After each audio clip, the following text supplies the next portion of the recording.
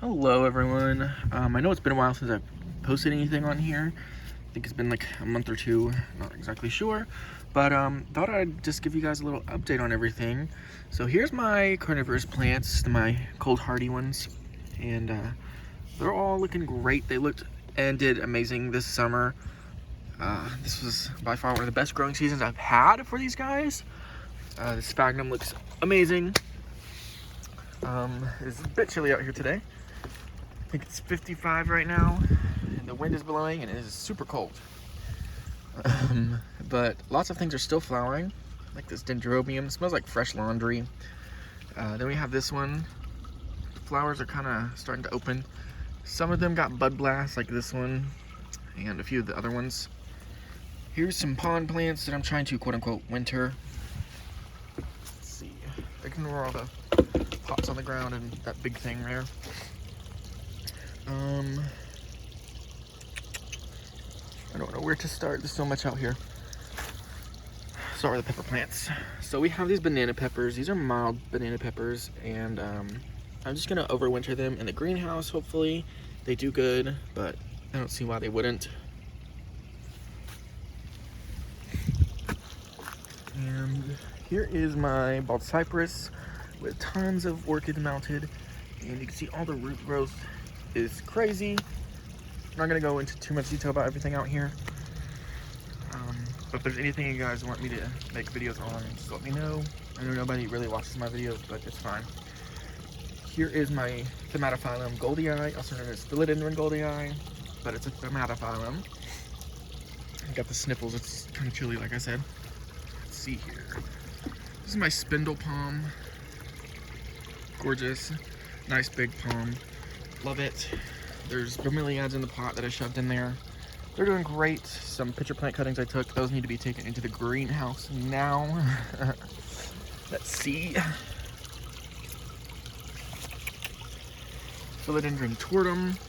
Putting on a new leaf there. And like I said, it's pretty chilly out here, so, you know. Oh, looks like this guy's pushing out a new leaf. Look at that. I love how these leaves come out. It's like one of the weirdest things ever. Here's my oldest sago palm that I own. It's about 2 years old, and it was about this big when I got it. 2 or 3 years old now. It was about this big. I got this one last year. And it just now started putting out growth this year. Let's see. Here's the pond. I know it looks pretty empty. Had to cut back a lot of the plants to minimize the yuckiness, and the water is really clear. I can do that. So hopefully that calms some things down in the water. See, my fish are there. The water temperature is about 70 right now, it says. And the air temperature is freezing. It's so cold. This is my alligator flag plant. I know I'm just skipping all over the place, but I'm trying to get into the greenhouse because I'm freezing. Currently in a 5-gallon bucket. It would be in the pond, however, since I cut down everything, there's nothing to support it to keep it from blowing over because it is in such a small pot. We'll be repotting that next season though, and it's just taking up that whole 5-gallon bucket. Moving on to the side here, this is the area where I keep all my palms, philodendrons, calatheas, pretty much anything tropical. This is where I keep it, and the other side is where I keep all my cold hardy stuff. Now this queen palm used to be in the ground. I did dig it up about 2 weeks ago, and it's finally re-rooted and pushing out a new spear. The roots on this thing were ginormous. They literally were from there to here. It was crazy, but it was on the opposite side, so I'll show you that one. And so here's the opposite side where the queen was. It was right where that fern is. Excuse me. And let's see here. Clean out the sago. Oops.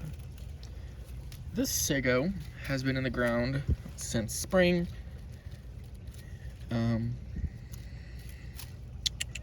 Not too much to talk about with it. However, this will be its first winter in the ground. And this is my first winter having one in the ground.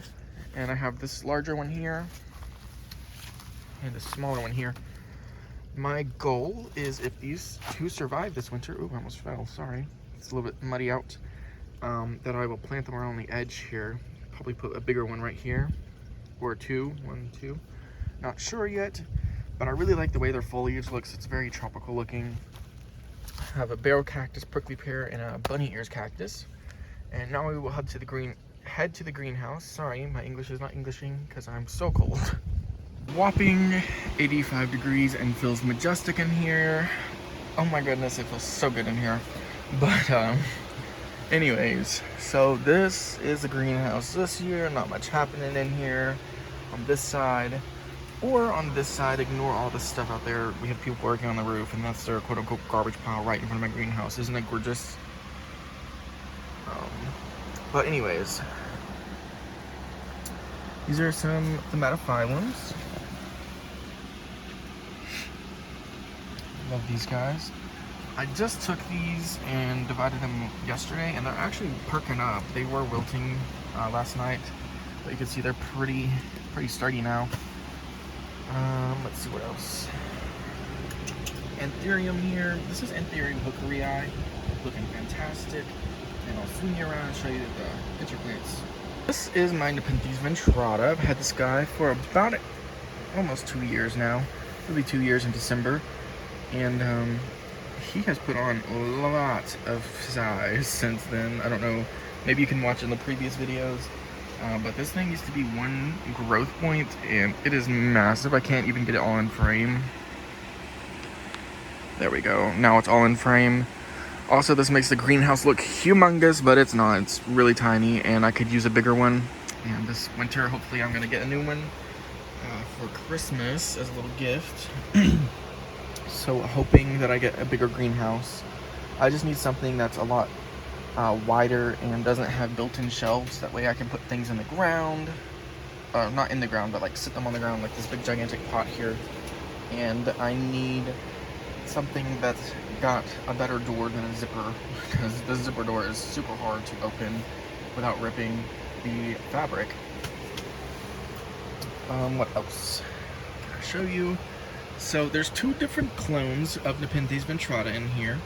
We have the classic red and yellowish green with speckles.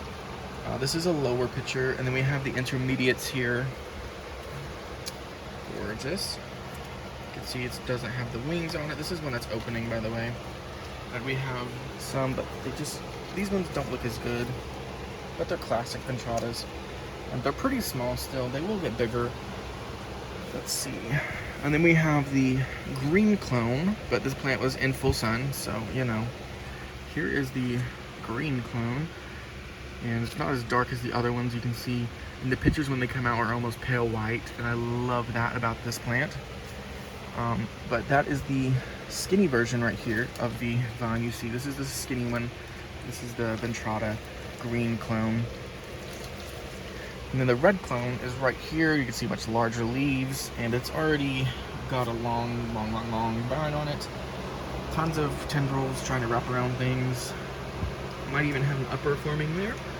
Haven't had an upper in the greenhouse yet. Did have one outside though, so that was pretty fun. And they were really pale. And I've been leaving these guys out since, let me turn the heater off. Been having these guys out since like, I want to say April, late April. And these guys have experienced frost, and they're still just chugging along. You can see, very gorgeous. And I left them out last night not knowing it was going to get down to 35. However, that was not the coolest this plant's experienced. So, you can't tell, I'm a bit of a neglectful parent for plants, but they all seem to do fine. Here's my truncata. This guy's getting massive leaf jumps. When I got him from Dominic at Red Leaf Exotics, he was just this leaf here. You can see this is his biggest leaf and biggest pitcher. And now we have this ginormous pitcher here.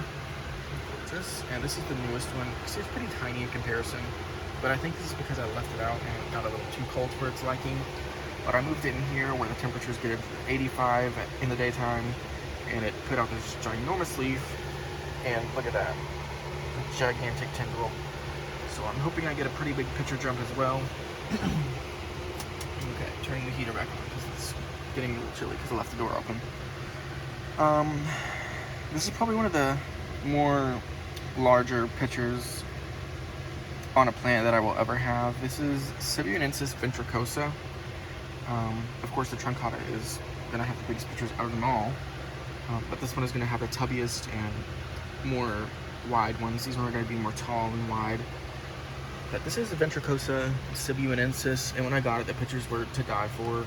They were creamy white with red speckling and a black hairstone. We have this new picture coming in here. They come in like a red color, and they slowly fade away into like a creamy whitish color. Oops, let's see if I can get it back there. Can't get it back in the spot. There we go. And I've got 4 pictures coming in on this guy, and 5 if you count the basil. And yeah, oh, 6. Sorry, I didn't see that one over there. Moving on. Ooh. Okay, listen. So much stuff in here. So this is my, can I do it? Can I do it without, there we go. This is my Nepenthes glabrata. This is a new one this year. Very gorgeous plant. Love the pictures on it. The sphagnum, however, has died off because I let this plant get way too dry, but it should grow back pretty soon. This sphagnum looked amazing, and the tendrils on this plant are insane. I love how long they are. Okay, so we have Hamada ventricosa here. This is the new picture that's coming in there. I can move this guy back. Oh look, another picture on the ventricosa Sibuyanensis. This one was sitting in the truncata pot. This is truncata Asian giant, or something like that.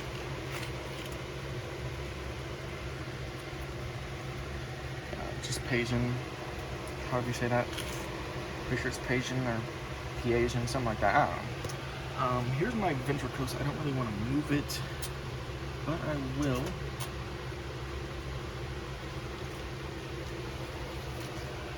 This guy has, oops, sorry, trying to get a better grip of it. This guy has so many pictures coming in. 1, 2, 3, 4, and there is a tinier plant that I planted in here. So the sundew sprouting up. And look at this gorgeous picture here with this ginormous lid. Look at the peristome on that guy. I love ventricosa. It's one of my favorite species in the entire genus. Ventricosa, glabrata, and truncata are my favorites. My number 1 favorite, however, is Mikey I just don't have Mikey I.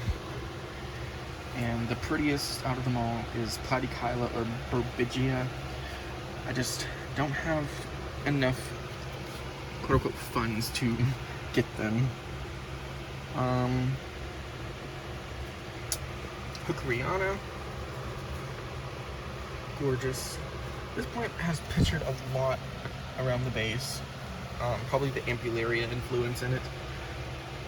This plant is an Ampullaria rafflesiana cross, so that's where it gets the Ampullaria-like leaves, or the rafflesiana-like leaves and the Ampullaria-like pictures, and it carries on with the colors of the rafflesiana. Over here we have my Gymnamphora. You can see it has a tiny picture down there. Love that plant. It just hates me. Let's see. There's another picture in here. Burkii hamada. Looking great. I'm trying to keep that picture on the ventricosa where it's been for the past week because it has inflated so quickly. Hope it gets nice big. This is the last one that I put out. I was very happy when I put this out. I just hope that it puts out a nice one with an hourglass shape. Let's see, where else do I think we just stepped in, but I think that's pretty much it with Nepenthes. So something different that I did with the greenhouse.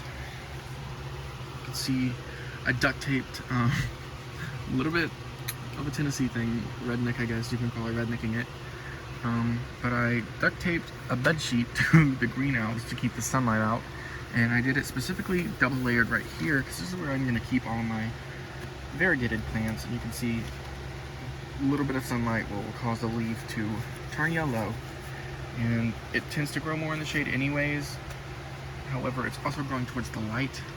And then we have this philodendron. You can see where it kind of just opens up a little bit more, lets in more light.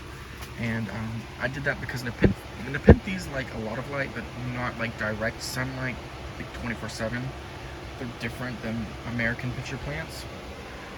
And this one is the only one that I really give full sun. And truncata, I give full sun, but that's about it. And Gymnum for it, I'm still figuring out the lighting on that guy. Not sure if it likes full sun or not, but whenever I put it in full sun, it turns up bright red. You can see a little bit on that leaf before I brought it in. But the philodendron here, philodendron green beauty here, I've noticed the leaf lobes on the inside, or the fenestrations, get more and more deeper the less bright the light is, but the more intense, if that makes sense. So, let me see. Oh yeah, here's a good example. See, it's more closer to the midrib of the plant than this one is, and that's because this one's getting more light. You can see this one's growing in shade, like more light. And this is also a newer leaf, but pretty soon this guy's gonna have to get cut back because it's growing literally on the roof. Oh, clean off that. I know some people asked about this on Facebook. I know I sound like a mom. But here's my bald cypress tree, and I cut it in half this winter to stick it in the greenhouse because of all the orchids on it. Now, usually this plant would be indoors with all my other larger palms and stuff that won't fit in this tiny greenhouse. However, I decided to stick it in the greenhouse. Let's see. I'm trying to look for something in here in the water. Can't really see nothing. Oh, it's back here. I just closed it. This is Mimosa pudica, also known as a sensitive plant. Touch the leaves, and they kind of fall. This one's falling off. It's got 2 leaves on it. Very sad looking plant. I don't know what it was. Brassivolia nodosa. This is a species, and this one actually blooms twice a year, once in the winter once in the summer and once in the spring. Dendrobium aggregatum, that is a division from my larger plant back here, and it blooms in the winter. This is a, I can't really get back to it because the pitcher plant. There we go. This is a cross between a Cattleya and a Brassivolia. So it's a Brassicatleya, something like that. Brassivolia Cattleya, some hybrid. And this guy, he blooms a lot. However, mine has not bloomed, but I have seen them in greenhouses in Florida, and they bloom a lot of flowers. And it's like a mass bloom. Just gorgeous. Let's see. Don't really have too much else to show you. Outside, there is a Cavendish banana tree here. This guy's pretty big. We haven't got a full freeze yet, but we have had a light frost about 3 weeks ago. And ever since, it's been in the 80s and lower 70s. And now it's in the 50s today. And my oleander plant is out there enjoying life. You can see it's starting to flower. Banana tree looks amazing, by the way. Can't really get down there to show you. And I don't feel like going outside. But I'm going to end the tour here in the greenhouse. I love this truncata leaf. But I'm going to end the tour in the greenhouse here. Anyways, hope you guys enjoy me rambling on and on and on. Thanks for watching.